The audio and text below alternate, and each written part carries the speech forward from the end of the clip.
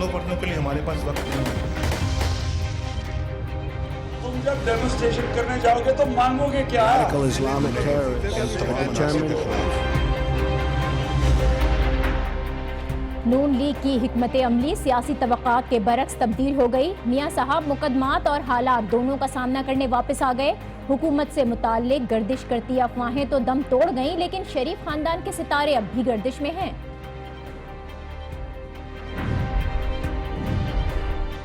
PTI ने senator Noman वजीर को शोकॉज नोटिस जारी कर दिया। मियां अतीक को एमक्यूएम से बाहर कर दिया गया। सेनेट से इलेक्शन 2017 बिल मंजूर हो गया। ऑपोजिशन अब लकीर पीट रही है। मलिहा लोधी की जानिब से अक़वाम मुत्तहिदा में गलत तस्वीर लहराए जाने पर मोदी सरकार खूब शोर मचा रही है, लेकिन एक गलत तस्वीर के पीछे कश्मीर में होने वाले मजालिम की हकीकत छुपाई नहीं जा सकती। भारत के अपने अंदर से पैलेट गन्स के खिलाफ आवाजें उठ रही हैं। और अमरीकी वजीर दिफा का दौरा भारत पाकिस्तान के लिए भी बहुत अहम है। अमरीका पहली बार कलअदम टीटीपी की पुष्टपनाही का मामला भारत के साथ उठाने जा रहा है। सिफारती सतह पर बड़ी कामयाबी है।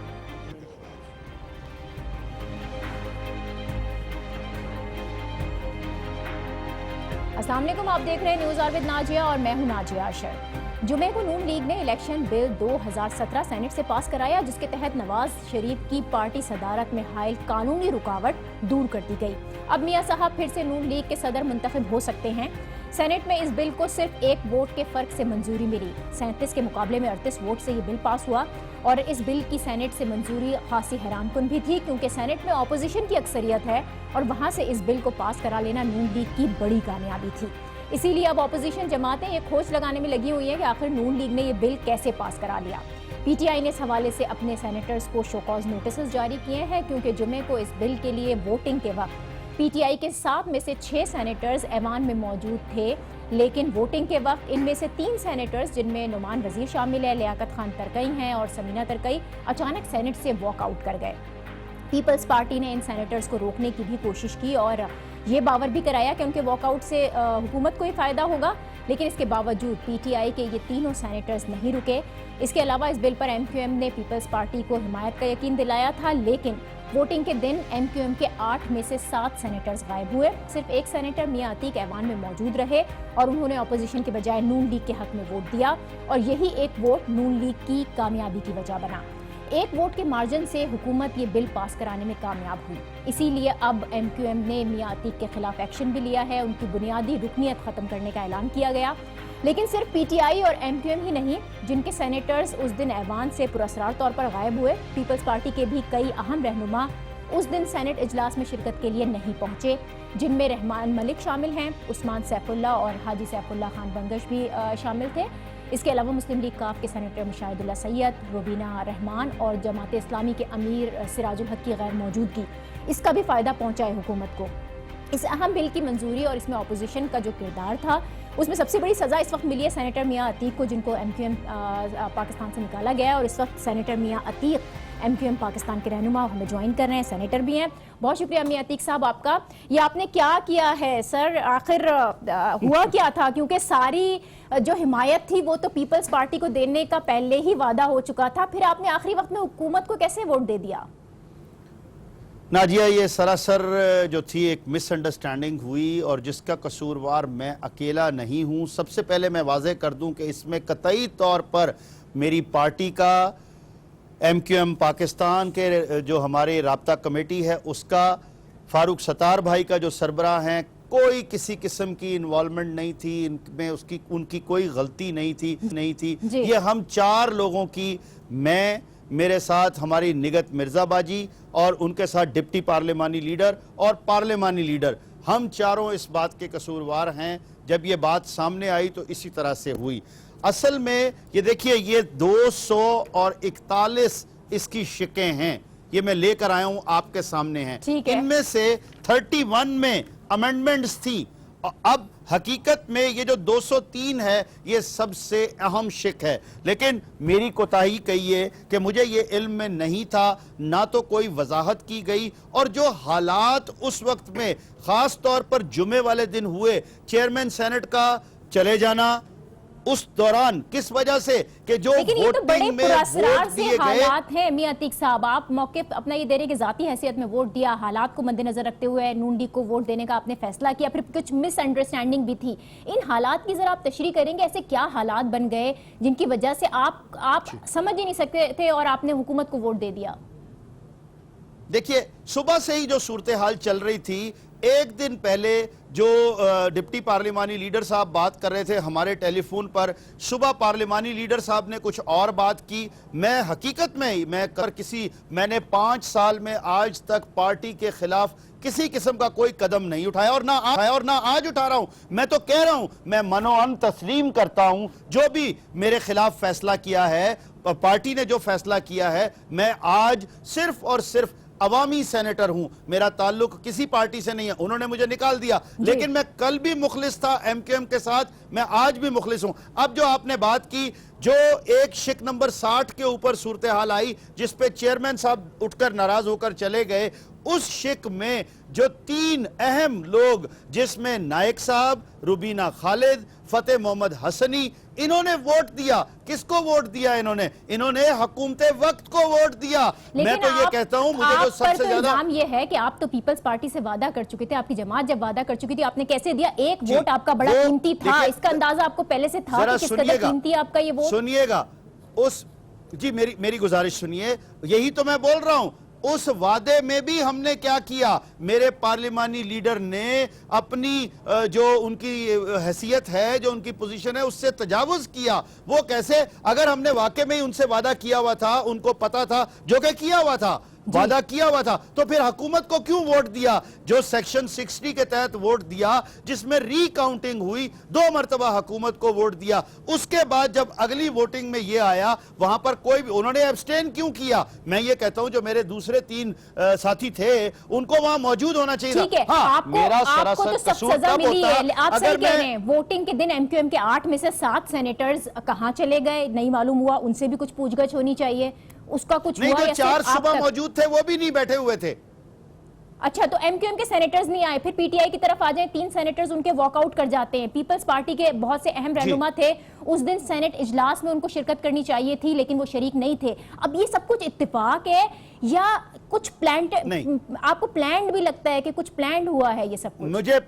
मुझे प्लान्ड जो सबसे बड़ा लग रहा है कि पीटीआई के जो बाकी सारे, जिस तरह से मैंने इससे पहले इलेक्शन देखा, जितने मुत्तहिद पीपल्स पार्टी के लोग सेनेट के चेयरमैन इलेक्शन के टाइम के ऊपर थे, इस मर्तबा कतई तौर पर वो नजर नहीं आए। और यहां पर मैं ये भी वाज़ेह करता चलूं, एतजाज एहसन साहब के किसी शख्स ने मुझे इसके बारे में कुछ नहीं बताया। मैं उनकी बहुत कदर करता हूं। यह साजिश एतजाज एहसन साहब के खिलाफ हुई है, यह साजिश जरदारी साहब के खिलाफ हुई है, जो इनके अपने अंदर ग्रुप्स बने हुए हैं, उन्होंने यह किया है। वरना देखिए, ये कैसे मुमकिन है कि अगर इतनी अहम शिक है। और मैं यहां एक और बात कहता चलूं, लेकिन एतजाज एहसन साहब जो मूवर थे, पार्टी पर तो ना लगाएं, इसमें एमक्यूएम पाकिस्तान का क्या रोल मेरी गुजारिश सुन ली। देखिए, हम अपना तो जो कसूर है मान रहे हैं। मैं आपको पूरा सिनेरियो दिखा रहा हूं। उस दिन एतजाज एहसन साहब मूवर हैं, एतजाज हामिद मीर साहब के ये अपना उसमें राइट अप में भी आया, उनके कॉलम में भी आया, उन्होंने कई प्रोग्रामों में भी ये बात कही है। वो खुद वहां उसमें बिल्डिंग में मौजूद थे और उन्होंने वहां पर क्या कहा है कि उनको उनके सामने एतजाज एहसन साहब को यह कहा गया कि आप ये शिक मत लेकर आए, आपकी ये शिक मंजूर नहीं होगी। मैं तो हैरान हूं कि उसके बावजूद पीपल्स पार्टी वाले कतई तौर पर ये मुतहरिक नजर नहीं आ रहे थे। जबकि दूसरी जानब अगर देखा जाए तो नून लीग वाले शायद ही हकीकी मानों में बहुत एक्टिव थे। They are much more loyal to Nawaz Sharif साहब। वो चाहते थे कि नवाज शरीफ वापस आए। होना था, लेकिन क्या माजी से भी इसके जाकर कुछ कहीं ना कहीं ताने बाने मिलते हैं? जब वजीर आजम का इंतखाब था तो जाहिर है नून लीग को वोट देना था, एमक्यूएम करीब रही थी। क्या वो जो ताल्लुकात हैं वो अभी तक इतने बने हुए हैं कि मुस्तकिल एमक्यूएम नून लीग के साथ? नहीं नाजिया, प्लीज मेरी गुजारिश सुनिएगा, वो जिस वक्त में वोट दिया गया, पहली बात है उसमें सेनेट का कोई रोल नहीं था, नेशनल असेंबली में था, लेकिन वो अपना जिस तरीके से, क्योंकि नेशनल असेंबली के सारे लोग व्हाट्सएप ग्रुप पे भी हैं, हम तो किसी व्हाट्सएप ग्रुप पे भी नहीं है एमक्यूएम के सेनेटर्स। मैं तो हैरान हूं कि जिस तरह से हमारे पार्लिमानी लीडर जो है, डिप्टी पार्लिमानी लीडर सेनेट में 8 लोगों के ग्रुप को चला रहे हैं, शायद किसी पार्टी के नहीं होगा, वरना ये इतना बड़ा ब्लंडर होता ही ना। लेकिन साथ ही साथ चलिए, अब तो गलती हो गई मियां अतीक साहब, अब इस गलती का खुमियाजा तो आप भुगत रहे हैं, क्या आप इस्तीफा देंगे अपने सेनेटर की सीट से? देखिए, मैं इस बात पर यह कहूंगा, जैसा मैंने आपसे कहा, मैं कतई तौर पर अपनी पार्टी के सामने, पार्टी के सरबराह के सामने, एमक्यूएम के राब्ता कमेटी के सामने कतई तौर पर खड़ा नहीं हूंगा। जो फैसला उन्होंने किया मैंने उसको मनोअन तस्लीम किया है। अभी इसके बाद में यह मेरी कोशिश ये जरूर होगी, मैं कल भी एमक्यूएम से लॉयल था, मैं आज भी एमक्यूएम से लॉयल हूं और इंशाअल्लाह वक्त यह साबित करेगा। आज मैं सिर्फ और सिर्फ एक अवामी सेनेटर हूं, इससे ज्यादा कुछ नहीं हूं। लेकिन मुझसे बहुत से लोगों ने की जानिब से अगर आपसे इस्तीफे का मुतालबा किया जाता है तो आपका जवाब क्या होगा? देखिए, ये राब्ता कमेटी जरूर देखेगी, हम 4 लोग कसूरवार हैं, मैं अकेला तो कसूरवार नहीं हूं, मुझे तो सबसे बड़ी सजा दी गई। आपका मुझे सजा इस बात की दी गई पार्टी ने आपको खुद से दूर किया है, तनकीद की जद में हैं आप, तो जब ऐसी सूरत-ए-हाल होती है बड़ी बड़ी अफवाहें फैलती हैं। और इसी तरह की एक इतला ये भी आ रही है कि नून लीग में शमूलियत अख्तियार करने जा रहे हैं, पिंडी से आपको कोई टिकट मिलने वाला है, इसकी तस्दीक या तरदीद करेंगे आप? देखिए, इस पर मैं ये कहूंगा कि मैं जब भी जिस पार्टी में हूंगा, इसमें कोई जरूरी नहीं है, मुझसे सब राब्ते कर रहे हैं, लेकिन आज तक भी मैं ये कहूंगा, बताएंगे आप किस किस ने राब्ता किया है अब तक अतीक साहब? कौन कौन राब्ता कर रहे हैं? मेरी गुजारिश सुनिए, मेरी गुजारिश सुनिए, मैं अपनी पार्टी से उसी तरह मुखलिस हूं जैसा कि मैं 1 हफ्ते पहले था, मैं 5 साल पहले से अपनी पार्टी में हूं। बाकी दूसरी ये बात है कि देखिए, मेरी अभी 3.5 साल, तकरीबन 4 साल मेरे सेनेट के बकाया है, मैं क्यों किसी पार्टी को ज्वाइन करूंगा? मैं क्यों ऐसी बात का जवाब नहीं दिया। आप यकीनन लॉयल हैं अपनी पार्टी के साथ, आपकी पूरी गुफ्तगू से ये नजर आ रहा है जिस तरह से आप अपनी गलती को तस्लीम कर रहे हैं, अपनी कोताही को तस्लीम कर रहे हैं, लेकिन क्योंकि अब पार्टी से दूरियां तो हुई हैं तो दूसरे तो फायदा उठाएंगे उससे, और इसी वजह से इस तरह की खबरें आ रही हैं। फिर आपने खुद भी कह दिया कि लोग आपसे राब्ता कर रहे हैं, तो कौन लोग राब्ता कर रहे हैं आपसे? नहीं, मुख्तलिफ पार्टियों वाले जी, जिस तरह मतलब कराची से ही जो कराची की पार्टियां हैं उन्होंने भी राब्ता किया है, ऐसी बात नहीं है। अच्छा, यानी कराची की पार्टियां आपसे राब्ता कर रही हैं? मेरी प्रायोरिटी ले लीजिए, आप मेरी प्रायोरिटी ले लीजिए। मेरी प्रायोरिटी सबसे पहले यह है कि मैं साबित करूं ना सिर्फ अपनी पार्टी के सामने, बल्कि मैं जरदारी साहब के सामने भी यह साबित करूंगा, जो उनके लोग मेरे बारे में गलतफहमियां फैला रहे हैं, वो ये साबित करे कि वो खुद क्यों लॉयल नहीं है जरदारी साहब के साथ, उन्होंने अपनी पार्टी की इंस्ट्रक्शंस को क्यों टो नहीं किया। और हमारा मामला 4 सेनेटर्स का मामला है, की जिम्मेदारी पीपल्स पार्टी पर डाल रहे हैं। पीपल्स पार्टी वाले आपके खिलाफ गलतफहमियां फैला रहे हैं या आपकी अपनी जमात के भी कुछ मेरे बारे में नहीं, गलतफहमियां नहीं, मेरे बारे में तो ओपनली बहुत कुछ कहा जा रहा है, मुझ पर इल्जाम लगाए जा रहे हैं। मैं तो कहता हूं साबित करें, मैं एक मजदूर बाप का मजदूर बेटा हूं अल्हम्दुलिल्लाह। और आखिर में मैं एक चीज कहूंगा कि ये जो कुछ भी, चाहे जो मुझे जो सजा दी गई है, आइंदा भी अल्लाह ताला जानता है जो होगा, नवाज शरीफ साहब हो, मियां नवाज शरीफ हो या मियां अतीक हो, मैं आई बिलीव इन इट, व तो इज्जु मंतशा व तो जिल्लु मंतशा बियदिकल खैर, इज्जत अल्लाह के इख्तियार में है। मैं बिल्कुल एक प्रैक्टिकल मुस्लिम हूं, मैं सेल्फ मेड आदमी हूं, मैंने सियासत कतई किसी कारोबार के लिए नहीं की। अगर मैंने पैसे कमाने होते तो मैं अपनी फैक्ट्रियां लगाकर बैठा हूं। मैंने एक स्क्रैच से शुरू होके अल्हम्दुलिल्लाह पूरा पाकिस्तान जानता है कि मैं किस लेवल का कारोबार करता हूं। छोटा सा कमेंट कीजिएगा, आखिरी सवाल मैं कर रही हूं, वो ये है कि एमक्यूएम पाकिस्तान की जानिब से आपसे कोई राब्ता किया जाता है, या तो इस्तीफे का मुतालबा किया जाता है, और इस्तीफे का मुतालबा नहीं तो आप कोई पैचअप देख रहे हैं, किसी तरह ताल्लुकात मामूल पर आ जाएंगे, पार्टी में वापसी देख रहे हैं आप अपनी? देखिए, मैं ये डिस्क्रिशन है, मैं इसमें कुछ नहीं कह सकता, मुझे तो उन्होंने टोटली गिल्टी करार दे दिया, लेकिन फिर भी यकीन कीजिएगा मैं अपनी लॉयल्टी, मैं अपना मौक़िफ़, मैं अपनी गलती मैं दोबारा राब्ता कमेटी के सामने रखूंगा, जो हमारे सरबराह हैं फारूक सत्तार भाई उनके सामने रखूंगा, आमिर खान भाई के सामने रखूंगा, फैसला उन्होंने करना है। मैं फिर कहूंगा, उन्होंने मुझे कह दिया कि आपको पार्टी से निकाल दिया गया, मुझे वो फैसला उनका मंजूर है, लेकिन जितना मुखलिस मैं पहले था उतना आज भी हूं। ठीक है, बहुत शुक्रिया सेनेटर मियां अतीक साहब, MQM पाकिस्तान के रहनुमा हमारे हमरा मौजूद थे। गो के पार्टी ने उनको बेदखल किया है, लेकिन अब भी वो कहते हैं कि उनकी लॉयल्टी उनके साथ है। बड़े अजीबोगरीब हालात वो बता रहे थे कि जिन हालात के अंदर रहते हुए उन्होंने वो फैसला किया और शायद गलती थी, कोताही थी उनकी जानिब से, ये कहना है कि जिसके बरक्स जिसकी वजह से ये फैसला उनको करना पड़ा। एक ब्रेक हम लेते हैं और इस ब्रेक के बाद मियां नवाज शरीफ की पेशी है कल नैब में, उस पर भी बात होगी। देखते रहिए न्यूज़ आवर विद नाजिया।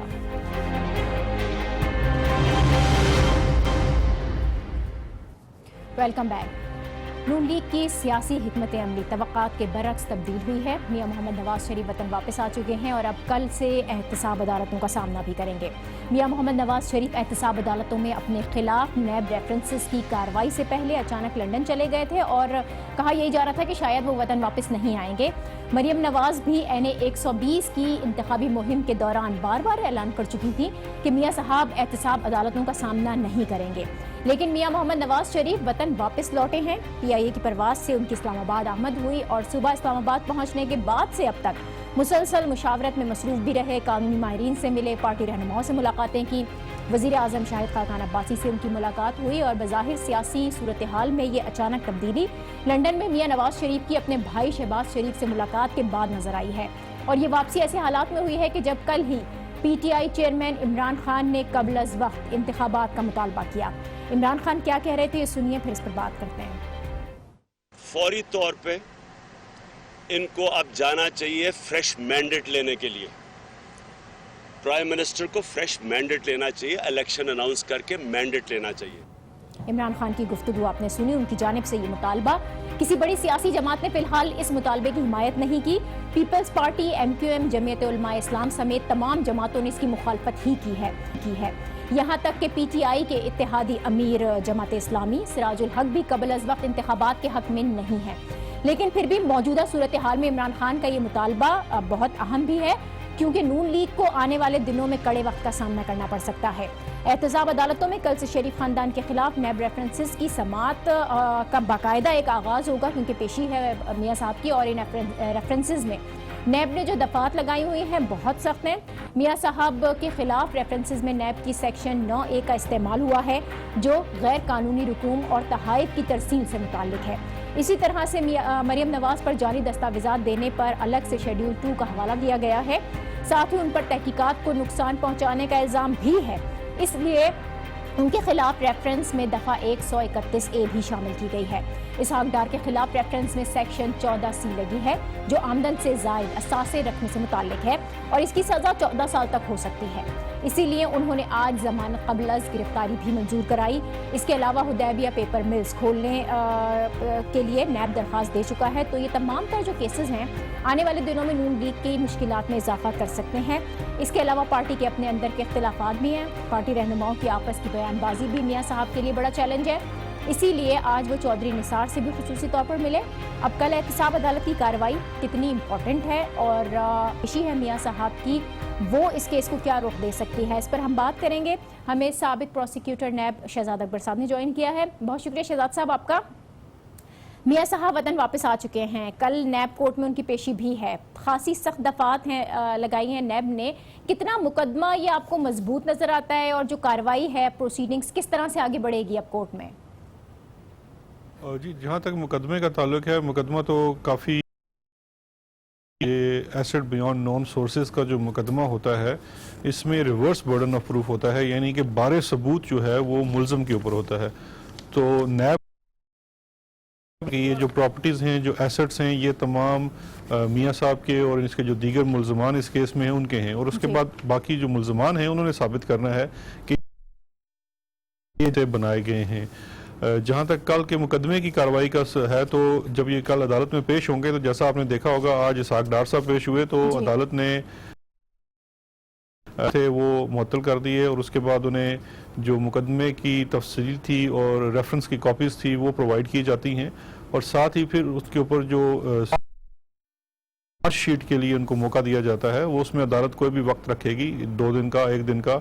जैसे कि हमने देखा है, चूंकि इसमें 6 माह की मुद्दत दी गई है सुप्रीम कोर्ट से ट्रायल को कंक्लूड करने की, तो मेरा नहीं ख्याल कि इसमें कोई बड़ी लंबी डेट्स दी जाएंगी। यहाँ डे टू डे मुकदमे का मामला होगा और इसके बाद जो डेट पड़ेगी उसमें इनको चार्जशीट किया जाएगा, यानी कि उनके ऊपर जो जुर्म की दफात हैं वो लगाई जाएंगी और वहाँ मुद्दत है इस डेडलाइन के अंदर अंदर ये प्रोसीडिंग्स कंप्लीट होनी है। अब मियां साहब की पेशी के साथ ही उन पर फर्द जुर्म आयद हो सकती है या फिर ये एक लंबा नहीं होगा, साथ भी नहीं होगी, बिकॉज मेरा ख्याल ये है कि इसमें 2-4 रोज का शायद वक्त दिया जाएगा अदालत की तरफ से।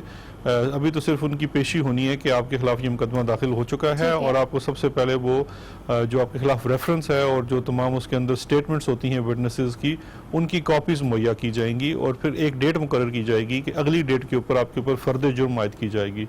वो अब 26 के बाद 28, 29 कोई तारीख भी हो सकती है। अदालत ने मियां मोहम्मद नवाज शरीफ के अलावा उनके बेटों को, मरियम नवाज को, कैप्टन सफदर को भी तलब किया था, लेकिन मियां साहब के बच्चे तो अभी तक पाकिस्तान नहीं आए हैं। मियां साहब तो पहुंच गए, तो क्या कल सिर्फ मियां नवाज शरीफ की अदालत में पेशी काफी है? उनके बच्चे अगर पेश नहीं होते, देखिए हर मुलजिम का मामला अलग होता है। कल जब मियां साहब अदालत में पेश होते हैं तो उनकी हद तक तो कार्रवाई शुरू हो जाएगी, जो रेफरेंसेस की कापियां दे दी जाएंगी और अगली डेट मुकर्रर कर दी जाएगी।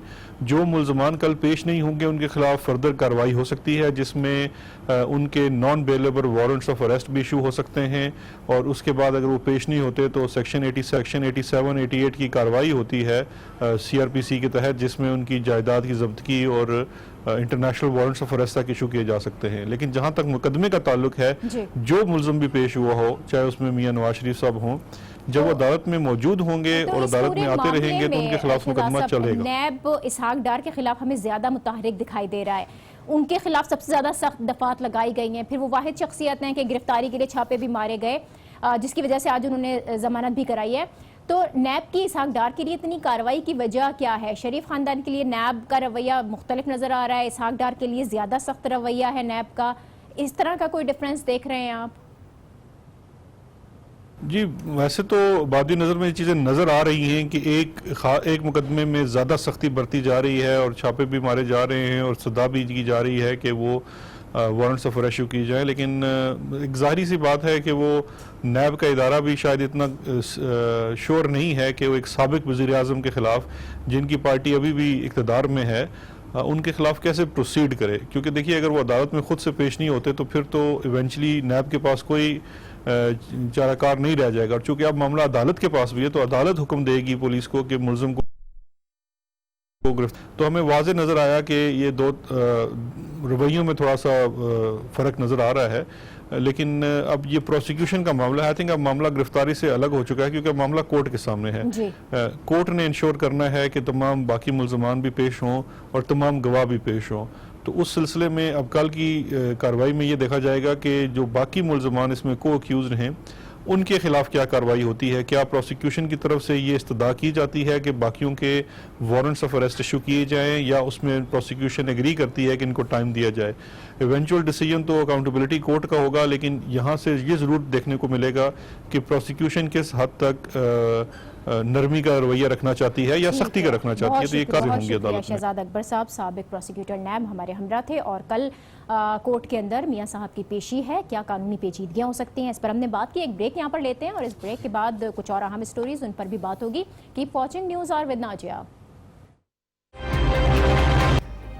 Welcome back. अक़वाम मुत्तहिदा की जनरल असम्बली से खिताब हुआ और पाकिस्तान की मुस्तकिल मंदूब मलिहा लोधी ने एक तस्वीर लहराई उसमें, जिसकी बुनियाद पर उन्होंने मकबूजा कश्मीर में पैलेट गन्स के मजालिम की निशानदही की। लेकिन इस तस्वीर के इंतखाब में उनसे गलती हुई, जिस पर पाकिस्तान को पूरी दुनिया में जगहसाई का सामना करना पड़ा। भारतीय मीडिया ने तो इस तस्वीर पर बहुत शोर मचाया, लेकिन ये भी एक हकीकत है कि एक गलत तस्वीर के पीछे कश्मीर में होने वाले जो मजालिम है उनकी हकीकत छुपाई नहीं जा सकती। भारतीय फोर्सेस की जानिब से निहत्ते कश्मीरियों पर पैलेट गन्स का इस्तेमाल एक हकीकत है, जिसका एतराफ़ भारत के मारूफ अखबार हिंदुस्तान टाइम्स ने भी किया है। उन्होंने भारतीय फोर्सेस की जानिब से पैलेट गन्स के इस्तेमाल और उससे अब तक का होने वाला जो नुकसान है उससे मुताल्लिक आदाद शुमार जारी कर दिए हैं। इन्हीं आदाद शुमार की बुनियाद पर एक रिपोर्ट हमने तैयार की। ये रिपोर्ट देखिए, जिससे आपको अंदाजा होगा कि पैलेट गन्स किस हद तक नुकसान पहुंचा सकते हैं।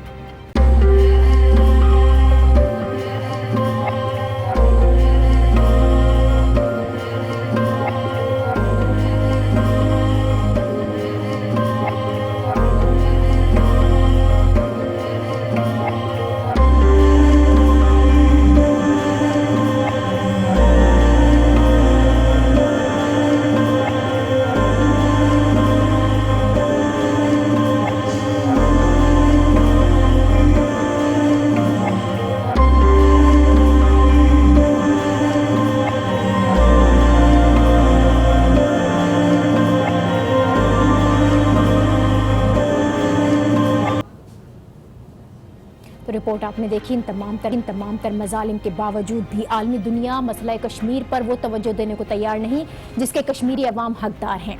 अलबत्ता कलअदम तहरीक तालिबान पाकिस्तान की पुश्तपनाही का मामला अमरीका पहली बार अब भारत के साथ उठाने जा रहा है। अमरीकी वजीर दिफा भारत पहुंच रहे हैं और ये डोनाल्ड ट्रंप की अमरीकी सदारत संभालने के बाद किसी भी अमरीकी आला ओहदेदार का पहला दौरा है। इस दौरे का मकसद वैसे तो भारत और अमरीका के दरमियान अस्करी ताल्लुकात को बढ़ाना है, क्योंकि अमरीका 2016 के बाद से मुसलसल भारत को अपना मेजर डिफेंस पार्टनर करार दे रहा है। लेकिन इसके साथ साथ वजीर दिफा इस दौरे में भारत की जानिब से कलअदम तहरीक तालिबान पाकिस्तान की हिमायत का मामला भी उठाएंगे। वो भारत को कायल करेंगे कि नई दिल्ली कलअदम तहरीक तालिबान पाकिस्तान की हिमायत को तर्क करे। ये सिफारती सतह पर बड़ी कामयाबी होगी अगर ऐसा होता है, क्योंकि पाकिस्तान इस मामले को अमरीका के साथ पहले ही उठा चुका है।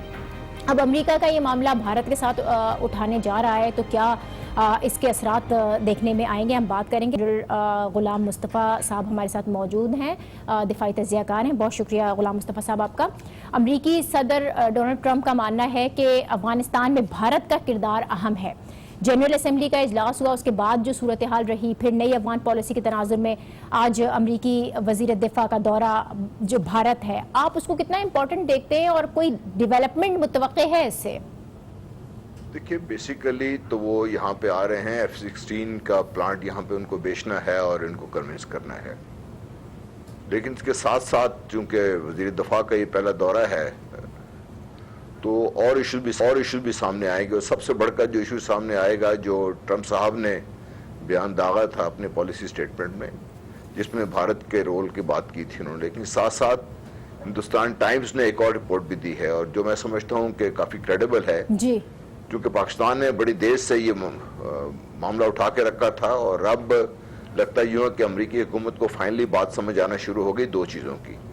नंबर एक कि अफगानिस्तान में हमें अगर चाहिए तो उसका रास्ता इस्लामाबाद से होकर जाता है, न्यू दिल्ली से नहीं जाता।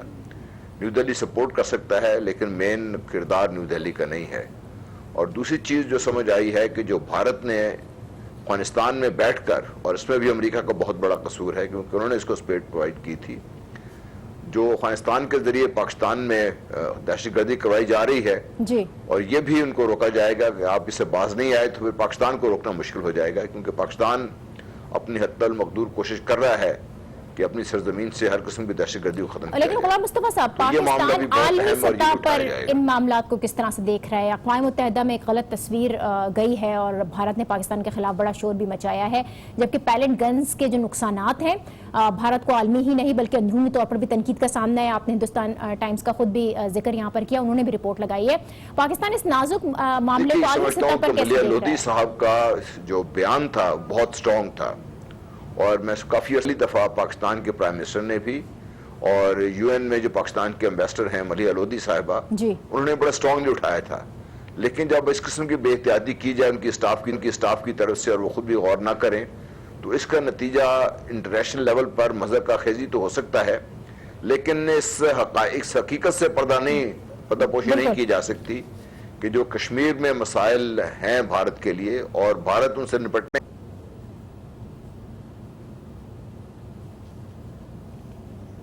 जी अच्छा, मैं आपसे ये सवाल भी करने, अभी भारतीय अखबार का ही जिक्र किया, अमरीकी वजीर दिफा भारत को कलअदम तहरीक तालिबान पाकिस्तान की हिमायत और फिर जो मावनत है वो बंद करने पे भी राजी करेंगे, ये भी कह रहा है भारतीय अखबार। ऐसा पाकिस्तान की दरख्वास्त पर किया जा रहा है, या भारत अमरीकी ईमा पर कलअदम TTP की पुष्तपनाही तुर्क कर देगा? वाकई इस पर बात होगी और ऐसा हो सकेगा? देखिए, करे या ना करे, एक रिपोर्ट ये भी है कि चूंकि भारत समझता है कि चीन के खिलाफ अमेरिका को भारत की जरूरत है, तो शायद वो ज्यादा प्रेशराइज ना कर सके जी। लेकिन अगर अमेरिका ने इस मसले को समझ लिया है और उठा लिया है, तो फिर पूरी दुनिया का प्रेशर भी होगा भारत के साथ, चीन भी इसमें शामिल हो जाएगा, रूस भी शामिल हो जाएगा, और भारत को ये बात मानना पड़ेगी, और भारत को ये जो भी जुल्म बर्बरीत का मुजाहरा किया जा रहा है TTP के जरिए पाकिस्तान की धरती पर, उससे पीछे हटना पड़ेगा। ये पाकिस्तान की मैं समझता हूँ कि बड़ी वाज़ेह और बहुत अच्छी कामयाबी है।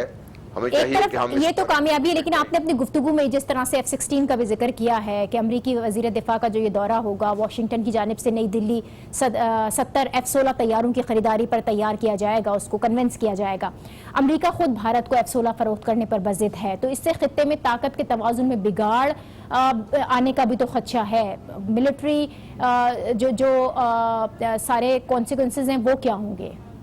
जी बहुत बिगाड़ आएगा, और पाकिस्तान ने बड़ा वाज़ेह कर दिया है कि इस किस्म की जो भी कार्रवाइयाँ की जा रही हैं इस खित्ते में अमन का बिगाड़ और जो बैलेंस ऑफ पावर है, चाहे वो कन्वेंशनल है चाहे दूसरे हथियार हैं, किसी भी सूरत में किसी एक भी ताकत को दूसरे पर वाज़ेह बर्तरी अगर होगी तो वो दूसरे पर चढ़ दौड़ेगा। जी पाकिस्तान तो चूंकि आम रेस में है नहीं और पाकिस्तान की दुनिया में एक बहुत बड़ी ताकत बनने का ख्वाब भी नहीं है, तो इसलिए पाकिस्तान से खतरा कम है दुनिया को।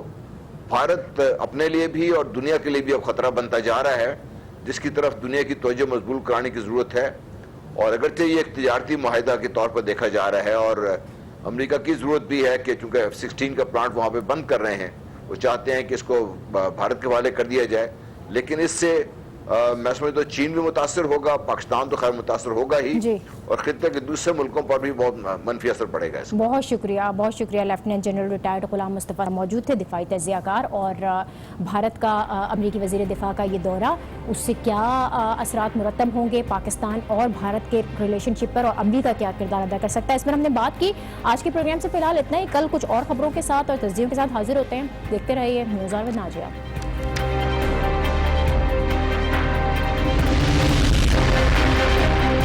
करनों पढ़नों के लिए हमारे पास वक्त नहीं है।